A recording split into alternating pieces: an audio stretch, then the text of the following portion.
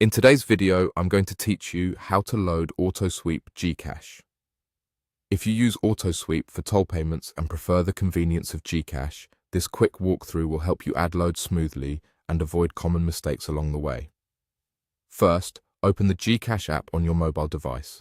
Make sure you're logged in and that your internet connection is stable. It's a good idea to check that you have enough balance in your GCash wallet before you begin, since you'll be entering an amount in a moment. From the GCash home screen, tap Bills. This is where GCash keeps a long list of billers and services you can pay or load. Don't worry if you see lots of categories. We're going to use the search function to find what we need quickly. In the search bar at the top, type Autosweep. Double-check the spelling so the correct biller shows up. If the Autosweep option appears, tap it to proceed. If it doesn't appear right away, try clearing and retyping the word, and make sure your app is updated to the latest version for the best results. Now you'll be asked to enter details. Start with the amount you want to load. Be mindful of any minimum or maximum amounts set by the biller and keep your GCash balance in mind so the transaction can go through without issues. Entering the exact amount you intend to load will help you track your expenses more easily later.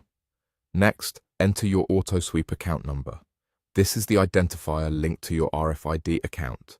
Type it carefully and review each digit to prevent loading the wrong account. A simple typo here can cause delays or misapplied funds, so take a moment to verify. Then enter your email. This is typically used for sending a digital receipt or confirmation. Use an email address you actively check and avoid sharing any personal details beyond what's required. Remember to keep your information secure.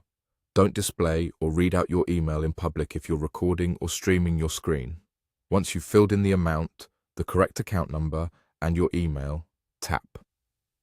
Next, this moves you forward to the next part of the process where you'll be able to proceed based on the app's prompts. If anything looks off, you can go back and correct it before continuing. That's it.